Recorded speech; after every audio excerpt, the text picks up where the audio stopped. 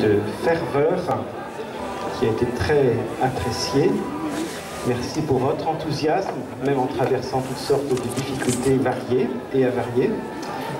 Merci de ce témoignage que vous nous donnez. Voilà, nous allons vous confier à la Vierge Marie. Et on peut écouter la musique, s'il vous plaît. Merci. Chut. Merci de couper la musique. Merci beaucoup. Chut. Je vous salue, Marie pleine de grâce, le Seigneur est avec vous.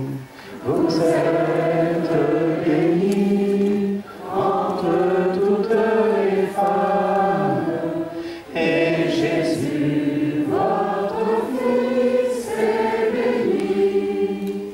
Sainte Marie, Mère de Dieu, priez pour nous pauvres pécheurs, maintenant et à l'heure de la mort. Ainsi soit-il. Ô Marie conçue sans péché, Priez pour nous qui avons recours à vous. Notre-Dame de la prière, Apprenez les affamés. Saint Gabriel Archange, Veillez sur nous.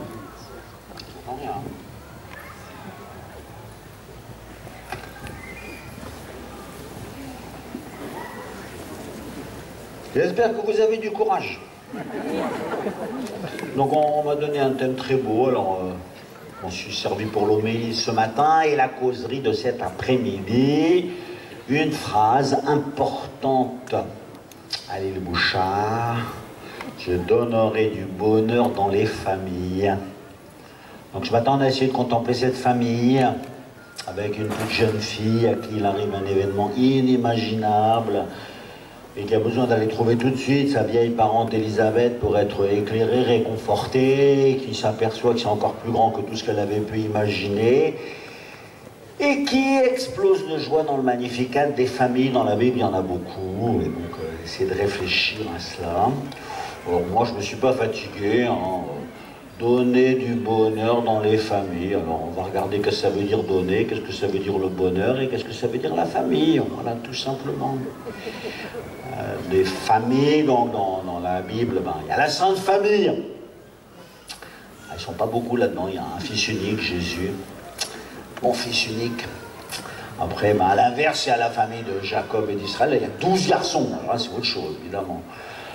C'est une famille, c'est pas tout à fait une famille modèle, hein, parce que le papa, il a fondé toute sa famille sur un mensonge, il a piqué la bénédiction de son frère au papa Isaac, avait Jacob et Ésaü, il a menti.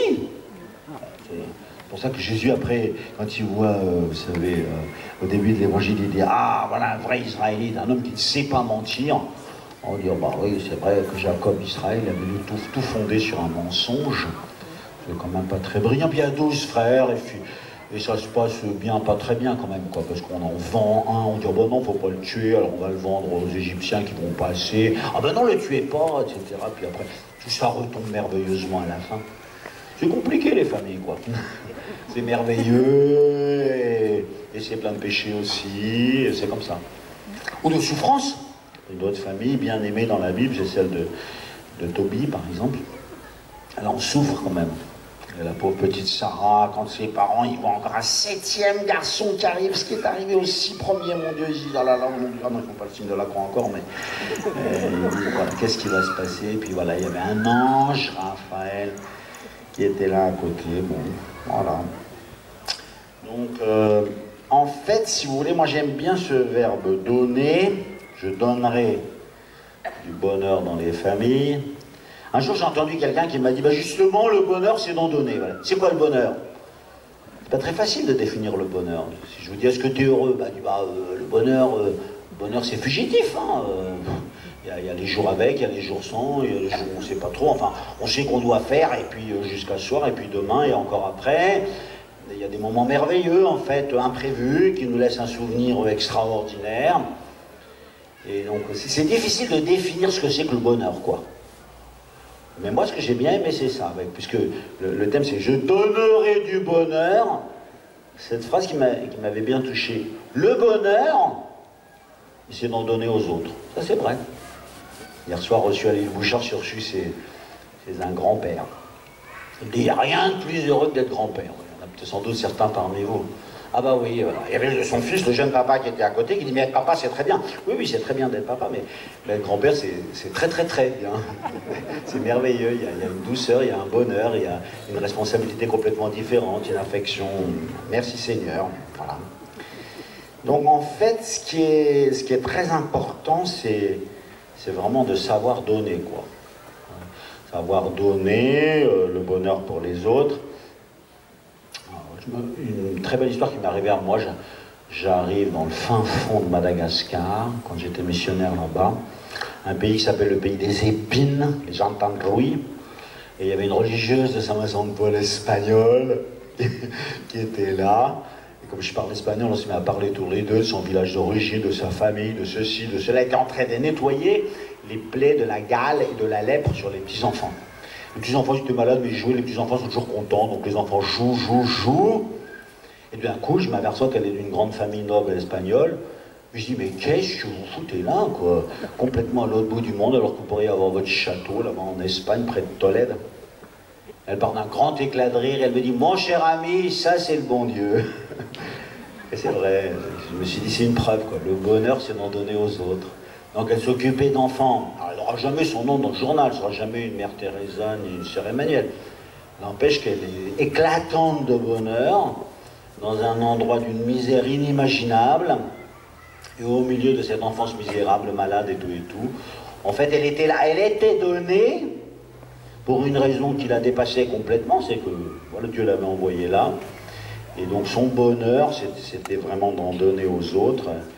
C'est vrai que c'est juste dans notre vie familiale, mais en fait nous avons été créés à l'image de Dieu. Et alors, est-ce que c'est vrai aussi pour Dieu? Est-ce que ce que je dis là, c'est une image de quelque chose qui est en Dieu, parce que nous sommes à l'image de Dieu? Au fond, je pense que oui. J'y réfléchissais, et je me suis dit, ben, quand il y a ce fameux verset, vous savez, dans le testament spirituel de Jésus, la gloire de mon Père, c'est que vous portiez beaucoup de fruits, et que votre fruit demeure. Et aussitôt après, il dit, je vous dis tout cela pour que ma joie soit en vous. Et on a l'impression qu'en fait, c'est notre joie, mais comme nous sommes faits à l'image de Dieu, c'est la joie de Dieu, voilà. Le bonheur de Dieu, bah, c'est d'en donner de la vie, de donner du bonheur. C'est la raison pour laquelle, pour nous, le principal, c'est de donner du bonheur aux autres. Et entendre cela dans le testament spirituel de Jésus, ça nous trouble beaucoup parce qu'il est à la veille de sa mort et au lieu d'être angoissé, il y a des moments d'angoisse que nous révèle l'Évangile. Mais là, il est pacifiant, que votre cœur ne se trouble pas. Je vous dis tout cela pour que ma joie soit en vous et que votre joie soit comblée, que votre joie soit parfaite. Ça, c'est vraiment quelque chose d'extraordinaire, de sublime. Bon, comme vous savez, je suis l'évêque de Lyon et un des premiers prédécesseurs, c'est Saint Irénée. Il explique ça, il dit, la gloire de Dieu, c'est l'homme vivant, quoi. Et la vie de l'homme, c'est la contemplation de Dieu. On a l'impression que c'est un va-et-vient de ce bonheur de lui à nous. Alors la grande question, c'est est-ce que moi je sais donner? Donner du bonheur. Donc Dieu il m'a donné la vie, je crois en un seul Dieu, le Père Tout-Puissant, Créateur. Donc lui, il n'est que don, quoi. Comme la Sainte Vierge Marie dans l'évangile de ce matin qui dit, bah regardez, c'est un miséricorde, c'est tant d'âge en âge, quoi. On a l'impression que c'est une cascade, un fleuve d'amour, de bonté, de tendresse qui descend sur le monde. C'est pour moi le moment le plus précieux de l'évangile. C'est la seule fois de l'évangile où Jésus dit oui à son Père. Donc quand même, le oui de Jésus, c'est assez important parce que, je ne sais pas si vous savez, le seul endroit de l'évangile où Jésus dit oui à son Père. Alors Jésus tressaillait de joie sous l'action de l'Esprit Saint et il dit, mon Père, je te rends grâce. Pourquoi? Parce qu'il voit l'amour de Dieu qui est en train de déferler sur le monde. Et lui d'ailleurs, il est le don de Dieu pour le monde. En lui, j'ai mis tout mon amour.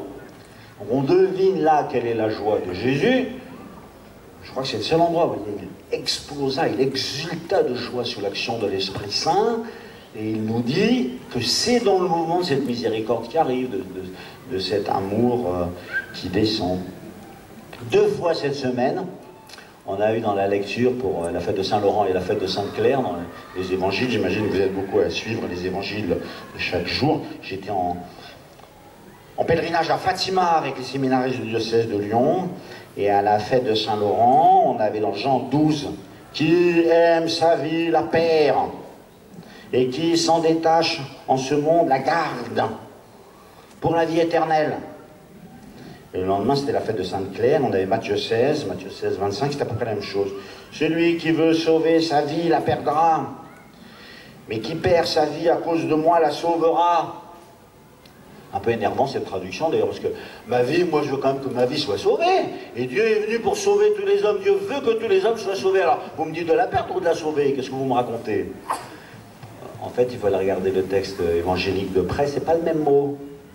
Et la vie éternelle, Zoé, la vie, ça c'est vraiment ce que Dieu nous a donné, qu'il veut sauver, faire entrer dans la vie éternelle. Ce qui est traduit ici par vie, celui qui veut sauver sa vie, c'est un autre mot. En grec c'est psyché, c'est un peu comme si disait sa personnalité, sa position, si tu veux t'occuper de toi. Ouais. Celui qui veut s'occuper de lui, et de sa position, et de sa personnalité, de son grand à soi et tout, alors celui-là a tout perdu quoi. Ne t'occupe pas de toi, c'est-à-dire vis ta vie à fond comme un don, puisque Dieu n'est que don, et qu'il est un Père qui se donne et qui se donne. Et alors à ce moment-là, tu verras, tu vas gagner énormément. C'était mon évêque auxiliaire qui faisait le sermon vendredi. Il paraît que ses parents sont là, donc je les salue, monsieur et madame Gobillard, s'ils sont là.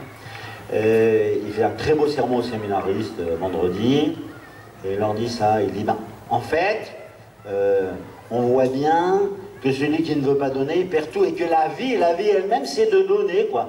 La vie, c'est quelque chose qui se donne et qui s'offre, et quand on voit la vie arriver sur les arbres et dans les vignes et dans les fruits et dans tout ça, etc., ben, c'est un don qui va nous être utile à nous, et notre vie, et la vérité de notre vie, c'est de donner, rien que donner. Si tu veux garder, celui qui veut garder pour lui, garder pour moi, bien tout, comme est protégé, il perd tout, il se perd lui-même, et sa vie va s'affadir, elle va devenir évanescente. Donc en fait, comme la première ligne du « Je crois en Dieu », je vous dis ça, hein, dans les grandes prières chrétiennes, la première ligne c'est toujours la plus importante.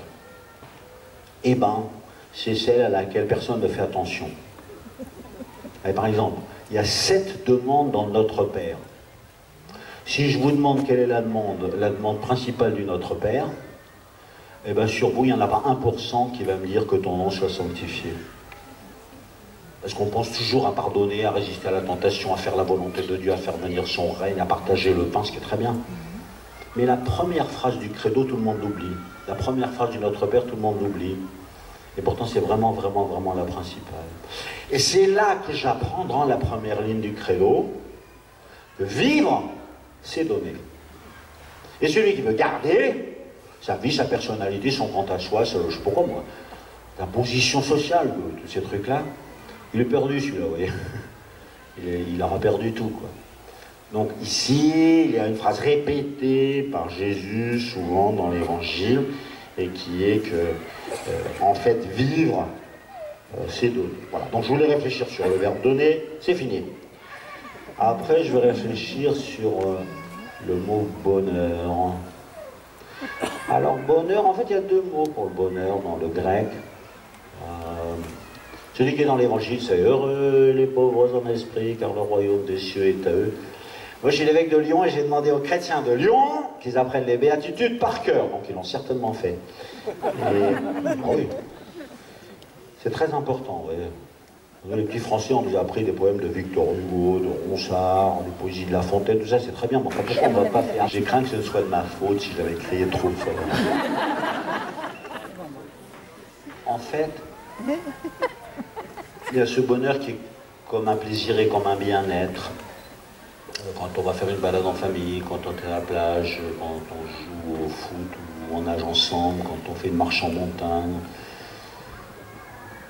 quand on partage un repas familial, c'est pas rien, c'est des très très bons moments qui sont des moments corporelle, psychologique d'ailleurs aussi, d'affection, y compris dans la douleur d'ailleurs, d'accompagner ensemble dans une famille un malade. Donc il y a quelque chose de beau finalement, c'est douloureux, mais ça représente aussi une certaine beauté.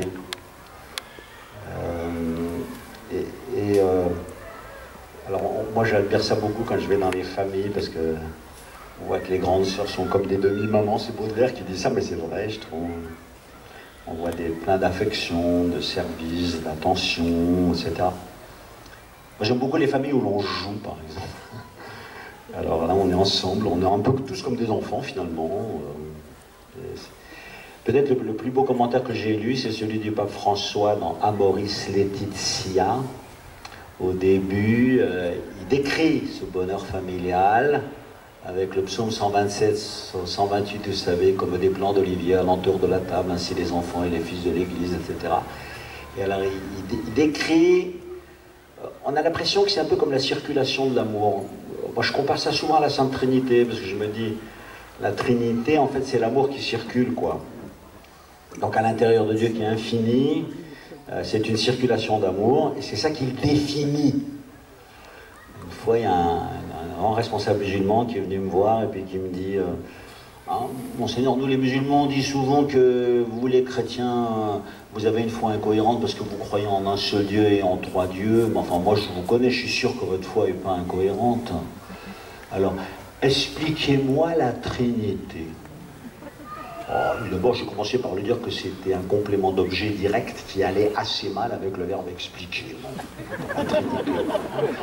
Et puis après, j'ai fait ce que j'ai pu, quoi. Mais non, il y a un seul Dieu. Moi, si je dis que je crois en un seul Dieu, eh ben, j'aimerais bien qu'on respecte ma foi. Je crois en un seul Dieu, donc il y en a un seul, c'est tout. Vraiment, Dieu, il est tout puissant, c'est vrai. Mais tout puissant, c'est pas un bloc de béton. Créateur du ciel, de la terre, de l'univers, visible, invisible, ça c'est commun avec les juifs, commun avec les musulmans, les anges et tout. Mais c'est en fait une fournaise d'amour. Donc l'amour, c'est comme une source qui se donne. Et cet amour qui est reçu, on dit que c'est Dieu qui reçoit cet amour qu'il donne, c'est le Fils. Et la circulation d'amour, c'est le Saint-Esprit. Bref, je fais comme je peux, quoi, pour essayer d'expliquer ça. Après, ils me regardent. Et puis ils me disent, ah bah, j'étais sûr que ça serait très beau. Et c'est vrai que c'est assez important. Et nous avons été créés à l'image de Dieu. Donc en fait, la beauté de notre vie et la vérité de notre vie, dans nos familles ou à l'intérieur de nous-mêmes, c'est l'amour qui circule. Ouais. Donc c'est vrai qu'il faut tout faire pour que cet amour circule. Il y a plein d'obstacles, plein de divisions, plein de bagarres, plein de problèmes, dans toutes les familles et ailleurs d'ailleurs, mais voilà. Comme des plants d'olivier alentour de la table. Je ne sais pas si certains d'entre vous ont lu ce texte du pape François là, sur le mariage, Amoris Laetitia, mais il commence par le commentaire de ce très beau psaume. En fait, il y a donc deux sens de ce mot heureux dans le bonheur, qu'on voit dans la Bible et qu'on voit dans toute la littérature grecque et partout ailleurs.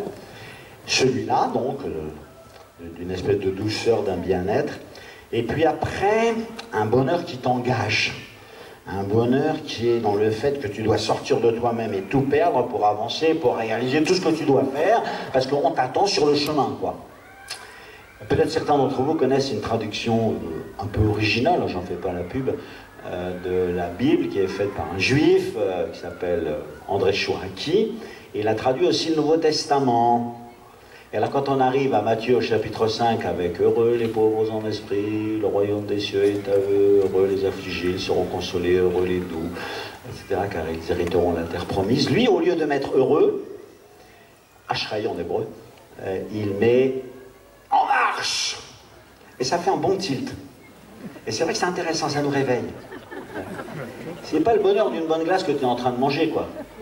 Le bonheur auquel Jésus t'invite, au début des évangiles, c'est assurément une charte du bonheur. Vous voyez, tout à l'heure, je parlais de ce texte de François Mauriac, avant que ça me coupe, et François Mauriac, il dit, ceux qui sont au loin, même ceux qui sont loin du christianisme et de l'évangile et qui entendent ce message de très loin, ils savent que l'évangile est une charte du bonheur. qu'un chrétien doit être un serviteur du bonheur des hommes, et que dans la façon dont Jésus annonce son message, il y a vraiment un chemin de bonheur. Le problème, c'est que nous sommes prêts. Et quand on voit ce que c'est que le bonheur de près, comme il nous le demande, on voit que c'est assez exigeant. Si vous voulez être disciple de Jésus, c'est pas très confortable. Parce que quand on entend à la fin de la phrase, on dit aïe aïe aïe, ah oui, ah bah oui, c'est pas un bonheur de tout le confort, quoi. Et finalement, c'est pour ça que c'est bien de les dire et de les redire. Heureux les artisans de paix, c'est-à-dire ceux qui se battent pour arriver à réconcilier tout le monde, parce qu'il faut vraiment se battre, et qu'il y a des chamailleries partout, quoi. Heureux les doux dans un monde où il n'y a que de la violence. Regardez-vous les Juifs, vous êtes entrés dans la terre promise et comme des violents, vous avez chassé les Jébuséens, les Hittites, etc. en disant maintenant c'est à nous, non. Heureux les doux. Ils entrent dans la terre promise comme des doux. Et on voit bien que pour les Juifs, c'était aussi une parole de conversion, comme pour nous. Et toutes ces paroles sont dites par Jésus pour nous montrer les merveilles de la Bible, mais aussi pour dénoncer nos péchés. Vous voyez ? Et au fond, ce qui est vraiment important, c'est qu'on comprenne que le bonheur qui nous est proposé est un bonheur en marche, est un bonheur d'engagement, est un bonheur de grande exigence. C'est-à-dire qu'il faut, pour que j'arrive à réaliser cela, que je me batte vraiment contre tant de divisions, de problèmes, etc. La lâcheté classique, c'est celle qu'on voit de Caïn et Abel, ben quoi, c'est mon frère, il fait ce qu'il veut. C'est une expression qu'on entend un petit peu tout le temps aujourd'hui. Ben, c'est son problème. Moi, quand j'entends quelqu'un dire à propos d'un autre qui a des difficultés, il se drogue, ou je sais pas quoi, ah ben, c'est son choix, hein. C'est son problème. C'est exactement la réponse de Caïn à propos d'Abel. J'ai pas été constitué le gardien de mon frère, hein, ça le regarde. Et on voit qu'effectivement, quand je veux être le gardien de mon frère et m'occuper de lui, ça va pas être très confortable. Il va y avoir là une exigence de cette charte de la Nouvelle Alliance qui est celle des béatitudes, ou une exigence de la Torah et des grands commandements de Dieu. Et pour arriver à mettre cela en œuvre à l'endroit où je suis, je sais tout ce que ça me coûtera. Dire, il y a 8 béatitudes, vous savez, qui sont à la troisième personne du pluriel. Heureux les ceux-ci et ils feront cela. Ouais. Heureux les artisans de paix, ils seront appelés fils de Dieu. Et puis après, on a l'impression qu'il fait un grand paquet avec les 8 premières béatitudes et il vous le flanque chez vous. Et là, il met vous. Vous la connaissez par cœur, la 9e béatitude. Alors attention, ça c'est du sport. C'est le résumé des 8 premières. Et c'est les 8 premières, il fait un paquet et il vous le met chez vous. Heureux serez-vous lorsqu'on vous insultera, lorsqu'on vous persécutera, lorsqu'on dira faussement toutes sortes de mal contre vous à cause de moi, réjouissez-vous. Réjouissez-vous et soyez dans l'allégresse, car votre récompense sera grande dans les cieux. La conclusion des béatitudes dans la 9e béatitude, c'est peut-être le chemin de bonheur qu'il me propose. Donc on voit bien que ce n'est pas un bonheur à bon marché. Moi je suis content de la traduction de Chouraki quand il dit « Attention, si tu veux vraiment te mettre sur le chemin du bonheur, je te préviens, ça va arracher. » Ouais. Avec cette véritable et cette profonde exigence de notre bonheur. En fait, nous le savons. Comment vais-je faire? Eh bien, je la connais, la Torah, quoi. Les 10 paroles de vie. On appelle ça des commandements. Moi, j'aime pas la traduction par commandement. Ce sont des paroles de vie, dit la Bible. Ce sont des paroles pour vivre. Si tu veux que ta vie fleurisse, que ta vie soit réussie, eh bien, je te donne ces paroles de vie. Et donc, tu vas les respecter. Et puis après, les Juifs nous apprennent, et ça, je leur suis très reconnaissant, mes pauvres amis, soyez humbles. C'est pas vous qui gardez les commandements, c'est les commandements qui vous gardent. Et ça, c'est vrai. Et pour les béatitudes aussi. Je vois que le Seigneur me donne cette mission et cette parole. Elle est devenue ma chair et mon sang, parce que Jésus, c'est le Verbe qui s'est fait chair. Et quand cette parole est devenue ma chair et mon sang, elle me garde. C'est pas nous qui gardons les commandements, c'est pas nous qui gardons les béatitudes, ce sont elles qui nous gardent à la condition qu'elles soient devenues notre peau, notre pensée, notre cœur, notre regard, notre attitude, enfin, toute notre vie. Et je pense que ça, c'est quelque chose d'assez merveilleux. Bonheur dans les familles. Eh ben, ceux qui ont déjà l'âge des grands-parents, ils regardent depuis le temps de leur jeunesse et de leur mariage, et ils avaient plein de projets et plein d'idées, et ils s'aperçoivent que ça s'est passé tout à fait comme ça, mais rien à voir non plus, quoi. C'est-à-dire qu'en fait, il a fait de notre vie ce qu'il voulait. Et puis bon, on peut pas dire que tout soit réussi, des fois on est un peu assommé par tout ça, mais en fait quelle merveille, quoi. Et surtout ceux dont nous lui sommes très reconnaissants, c'est qu'en fait lui il nous a gardés. C'est sa parole qui nous a gardés, ou qui nous a rattrapés quand on était tombé par terre, et qui nous a remis debout, et qui nous a remis en contact à l'intérieur de la famille, de la grande famille de l'Église, et sur le chemin, parce qu'il y a quelqu'un qui s'est penché vers moi, qui m'a remis en selle et qui m'a dit une parole inattendue, qui est une parole de réconciliation, de pacification, de lumière. Et ça, je pense que c'est un très grand bonheur pour nous. Ce bonheur, je pense qu'il est aussi spirituel. Vous voyez, par exemple, avec des souffrances, bien sûr. Un jour, il y avait une célébration pénitentielle. Il y a une jeune femme qui vient se confesser à moi. Et avant la confession, je dirais pas après, non. Elle me dit, oh là là, un grand bonheur, c'est que je vois que mon mari, il est en train d'aller se confesser à un autre prêtre. Et j'ai dit, oui, c'est un très grand bonheur de voir qu'au moment où je vais demander le pardon, mon mari et ma femme aussi, ils demandent le pardon, parce qu'on sait très bien que le pardon de Dieu agissant dans mon cœur et dans celui de mon époux, ce sera un bien pour tout le monde, pour notre couple, pour la famille, etc., etc. Elle avait vraiment raison. Moi, le jour que j'aime le plus, dans ma famille, c'est un jour de baptême. Dans ma famille, on dit un jour de baptême. Dans une famille, c'est un jour de paradis. Parce qu'en fait, le héros du jour, il n'a rien à dire. C'est pas comme les mariés, parce que les mariés, il faut regarder la beauté de la robe, tout ça, il y a tous les amis qui sont autour, il y a plein de trucs. Tandis que le jour d'un baptême, il n'y a rien. Il y a l'enfant, il crie, il a faim, puis c'est tout, quoi. Et alors, en fait, on sait que le royaume de Dieu lui est donné. Et arrive dans cet enfant. Et ça, c'est un bonheur immense, parce que la vie lui a été donnée, et les parents sont prêts à donner tout, et l'affection et la nourriture, et l'éducation, etc., etc., mais ça ne leur suffit pas. Et ils disent à Dieu, il faut que tu lui donnes ce que nous ne sommes pas capables de lui donner, et eux qui ont tout donné, ils demandent à Dieu qu'il fasse le reste. Je pense qu'il y a des très grands bonheurs spirituels, avec parfois des passages assez difficiles à vivre. Et comment nous les accompagnons, ceux dont la vie est aussi marquée par la souffrance. Tenez, par exemple, il y a 1 an ou 2, il y a eu les synodes sur le mariage. Et plusieurs fois, j'ai vu des couples venir me voir en me disant, on parle des divorcés en mariés, on parle des homosexuels, et nous, on est mariés depuis 10 ans, on n'a pas d'enfants, et personne ne parle de nous. Et c'est vrai, je me suis dit, oui. Est-ce qu'ils ont vraiment toute leur place à l'intérieur de notre communauté? C'est quelque chose de vraiment important. Parfois, il y a aussi Dieu qui fait sentir son choix. Et ça bouleverse un peu les familles. À Lyon, il y a un peintre assez connu qui s'appelle Jean Martin, qui est mort il y a 15 ou 20 ans. Très beau peintre. Il a fait notamment un magnifique tableau qui représente toute l'auberge d'Emmaüs. Il avait 2 filles, que j'ai connues toutes les deux. Lui, je ne l'ai pas connu. Et les 2 filles sont devenues religieuses. Il a très mal avalé. Et alors à un moment, pour faire sortir son péché, pour le confesser, quoi, quasiment, il a fait un très joli tableau. On voit une jeune femme qui est devant la porte de la maison et qui est en train de mettre ses chaussures. Et il s'appelle Celle qui s'en va. Et il comprend que sa fille, c'était sa fille bien sûr, enfin c'était pas sa fille quoi, parce qu'elle était la fille de Dieu, donc voilà, elle était le fruit de leur amour, comme on dit de la Sainte Vierge à la Sainte Vierge, le fruit de tes entrailles, mais enfin, voilà, c'est le Fils unique de Dieu, celui-ci c'est mon Fils, bien-aimé, en qui j'ai mis tout mon amour. Et elle est très pauvre et très dépossédée aussi, d'un grand bonheur familial terriblement marqué aussi par la souffrance quand elle voit qu'on le maltraite à Nazareth au début de son ministère. Et je ne parle pas des moments de la croix qui sont donc des choses très difficiles et très douloureuses pour elle.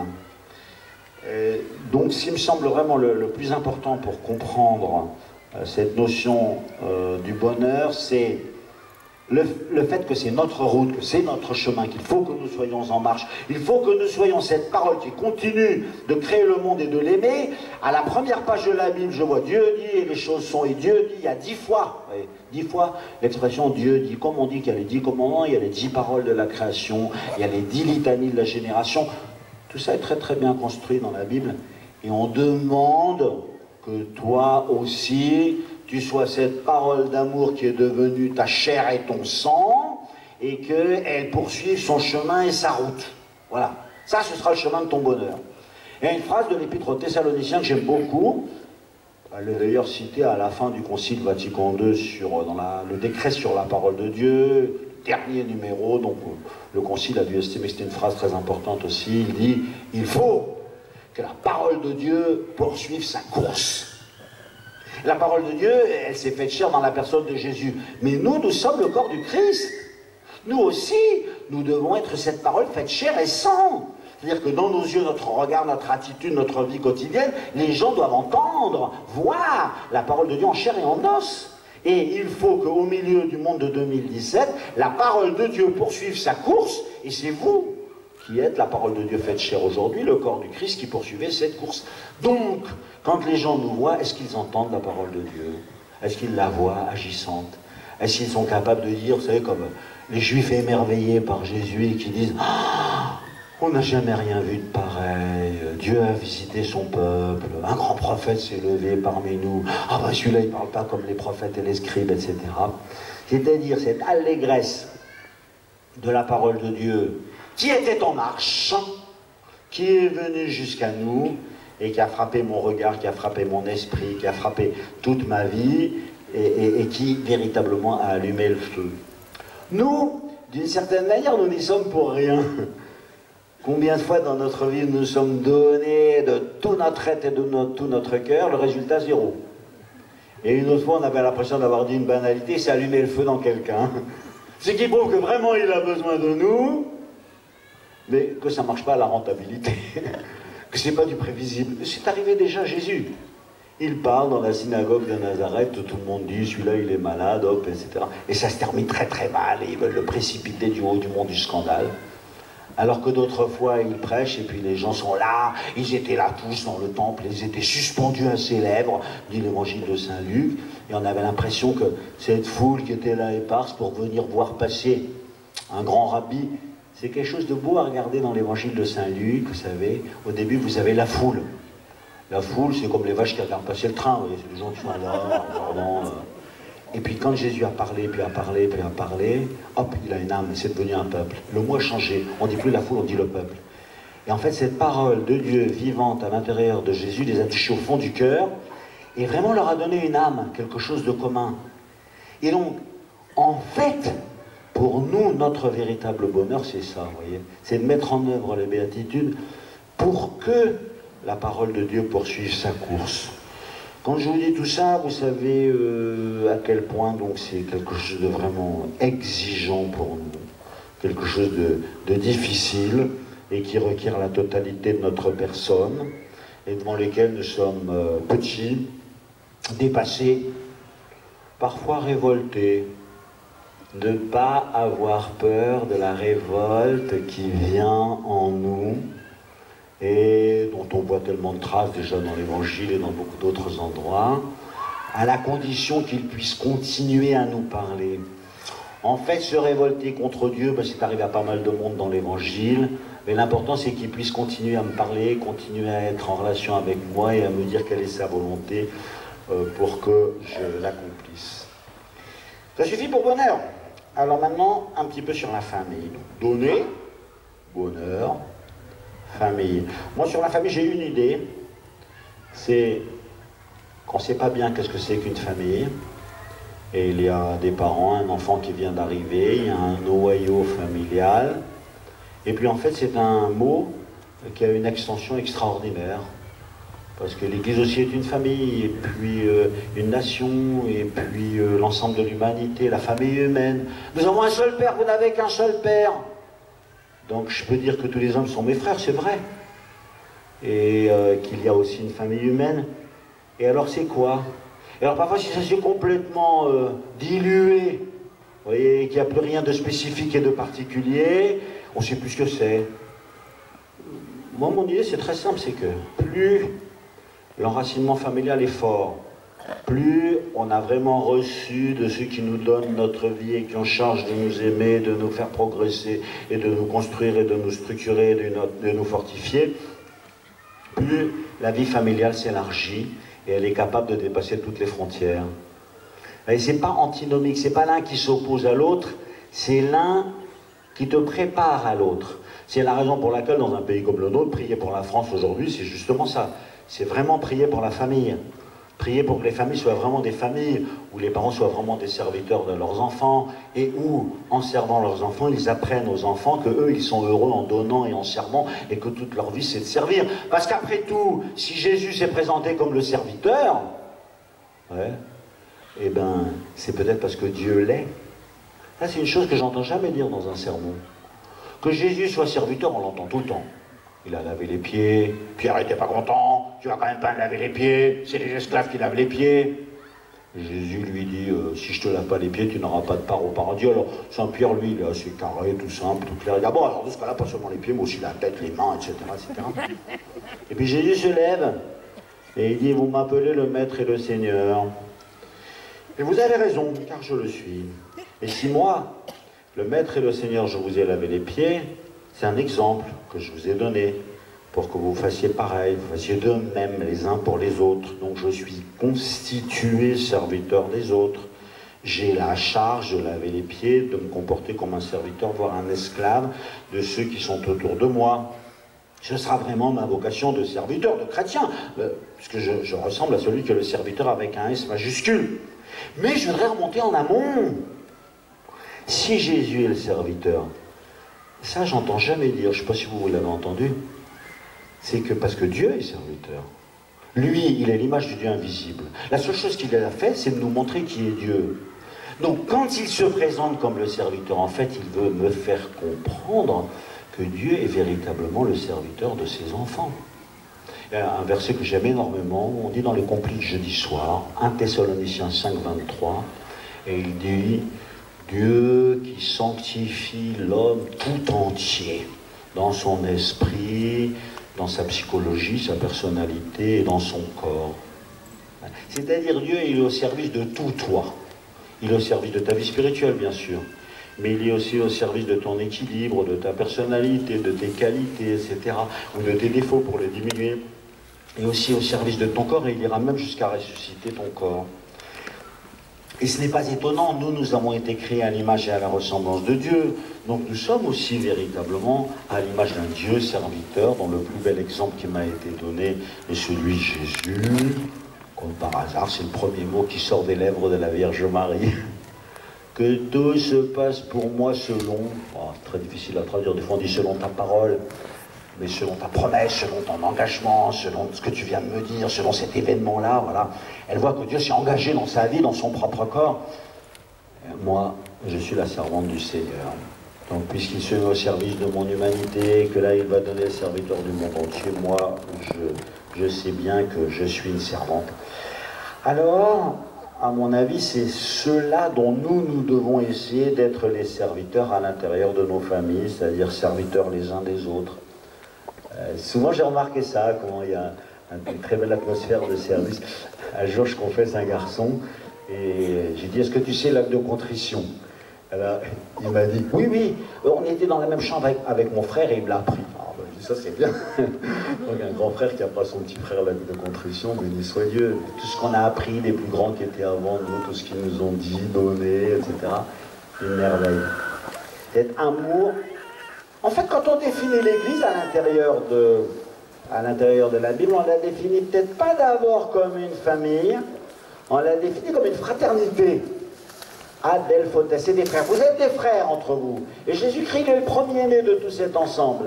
Et ce qui doit circuler entre vous, c'est un très beau mot grec qui s'appelle la Philadelphie, c'est l'amour fraternel qui doit circuler entre vous. Alors ça, j'ai une question que je pose. Est-ce que dans nos paroisses, est-ce que dans nos communautés chrétiennes, est-ce qu'à l'intérieur de l'Église circule la Philadelphie, c'est-à-dire l'amour fraternel qui doit nous unir les uns les autres? Je ne suis pas très sûr. On se critique assez souvent. Alors, moi j'entends souvent cela, des critiques de un tel et de tel autre, etc. Et un jour, un évêque français nous a donné à l'Assemblée de Lourdes un sondage qui avait été fait aux États-Unis. sur les gens qui avaient quitté l'église catholique pour entrer chez les pentecôtistes, les baptistes, les ceci et les cela. Alors, il y a beaucoup de gens qui disent, ah bah oui, c'est normal, l'église catholique, avec son enseignement trop strict sur la morale, les gens, ils s'en vont. 7% étaient sortis à cause de ça. 75% parce qu'il n'y avait pas de fraternité. J'étais malade 3 semaines, je suis même pas allé à la messe, personne ne m'a passé un coup de fil, même pas s'occuper de moi. Alors évidemment, si la messe dominicale c'est un acte obligatoire qui se déroule de manière automatique et qu'il n'y a pas la charité fraternelle et l'amour fraternel qui circulent entre nous, ben évidemment le résultat est vraiment quelque chose de grave. C'est la raison pour laquelle c'est à nous de tout faire pour qu'à l'intérieur de nos propres familles, comme à l'intérieur des ensembles dans lesquels nous sommes, nous arrivions à faire circuler cet amour. Moi, je crois que c'est très important, les fêtes à l'intérieur d'une famille, les anniversaires et les ci et les ça, et que c'est très important aussi dans les communautés chrétiennes, dans la vie d'une paroisse, dans les rassemblements diocésains, dans les pèlerinages, dans les voyages du pape quand il vient chez nous, dans les communautés religieuses, tous ces endroits-là. Je donne 2 souvenirs. En 2009, je fais un pèlerinage à Lyon à Rome, et c'était vraiment très très beau. J'ai jamais vu un pèlerinage aussi familial. Alors c'était juste avant la Toussaint, donc la dernière semaine pour qu'on soit à la maison à la Toussaint, genre je sais pas quoi moi, 30 octobre. Et là il y avait des grands-parents, ils disaient bah on a invité tous nos petits-enfants. Et alors ils étaient là avec leurs petits-enfants. Il y avait une dame qui était veuve, elle dit on aurait aujourd'hui 20 ans de mariage. Alors je suis venu avec mes 4 enfants et je suis là avec eux et on remercie le Seigneur. Il y avait des gens qui avaient laissé leurs enfants aux grands-parents et qui étaient venus en couple comme des fiancés. Moi j'étais venu avec ma maman et j'avais l'impression que c'était une très très belle atmosphère familiale et qu'on était là au cœur de cette grande famille de l'église. On avait rencontré le pape Benoît XVI et c'était quelque chose comme un moment plein de douceur où on voit qu'une famille c'est ta famille bien sûr, mais tu vois bien comme elle s'élargit de plus en plus. Dans ma famille, comme dans toutes les familles, j'ai vu arriver les neveux, les nièces, et puis les époux des neveux et nièces, etc. Mais j'ai une de mes sœurs qui est missionnaire au Congo. Et alors un jour, dans un rassemblement familial, elle est venue avec les Congolais. Mais c'est pas tout à fait la même couleur que les neveux et nièces. Et ils étaient là dans la famille. Et ils étaient là chez eux. Parce qu'elle, le bon Dieu, avait donné sa vie, non pas à son mari, puisqu'elle était consacrée au bon Dieu, mais à un autre pays. Et comme elle était de passage à cette occasion-là, elle est venue avec sa famille à elle, avec ses enfants à elle, avec ses frères et sœurs à elle.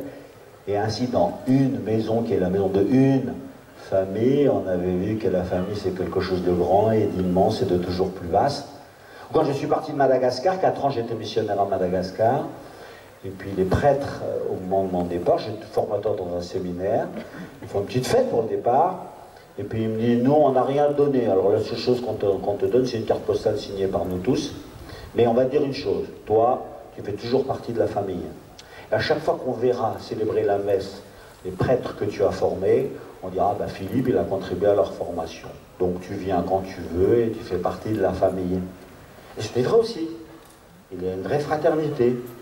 Et il y a une vraie famille. Je pense qu'ici, avec le Bouchard, pour terminer, je pourrais dire la même chose aussi avec une nation. Quand je suis parti à Madagascar et que 4 ans plus tard, je reviens en France, je me suis aperçu que j'aimais les arbres extraordinaires que je n'avais pas vus pendant 4 ans, et les chênes, et les platanes, extraordinaires. Et puis toute une terre où tout me parle, où énormément de choses, au fond, font partie de notre patrimoine. Ce sont des choses assez difficiles à exprimer. Mais tenez, par exemple, l'année dernière, quand le père Hamel est mort, le lendemain, il y a eu une messe à Notre-Dame de Paris. Et le cardinal 23 me dit... Le président de la République est venu à la messe à Notre-Dame de Paris et quand il est sorti, je l'ai raccompagné tout au long de la cathédrale. Je n'ai jamais vu la cathédrale dans cet état. Peut-être certains d'entre vous y étaient. Il m'a dit, mais c'était proprement incroyable, incroyable. Parce qu'on avait l'impression que c'était une famille qui était touchée dans des siècles d'histoire. Quand un prêtre de 86 ans, à une petite messe du mois de juillet, célébrait sa messe tout seul devant 4 personnes, etc., et que sa vie a été offerte en holocauste à ce moment-là, il dit, on avait l'impression qu'en fait la France aussi c'est une famille. Et je dis cela pour que chacun d'entre nous soit extrêmement attentif au lieu de sa famille dans le quotidien, parce que c'est ça qui sera de son ouverture à une véritable vie fraternelle et familiale, à l'intérieur de l'Église, à l'intérieur de la société et à l'intérieur de l'humanité tout entière. Voilà. Notre frère aîné nous a laissé une bonne promesse et il a dit « Je suis avec vous tous les jours jusqu'à la fin du monde ». Donc à l'intérieur de cette famille, sa présence est toujours là. Personnellement, c'est comme ça que je parle des vocations, moi. Je dis en fait, les vocations, c'est de prêtre. Hein. Jésus qui vient frapper à la porte d'un garçon, il lui dit, ben, tu sais, j'ai fait une promesse à la fin de l'évangile. Je suis avec vous tous les jours dans cette famille jusqu'à la fin du monde. Il faut bien quelqu'un pour tenir ma promesse. Quelqu'un qui dira, je te pardonne tes péchés, ceci est mon corps, je te baptise, je, etc. Et le je de Jésus, qui est vraiment le sceau de l'unité dans l'ensemble de cette famille, eh bien, cette place doit continuer d'être tenue au milieu de nous. Merci beaucoup.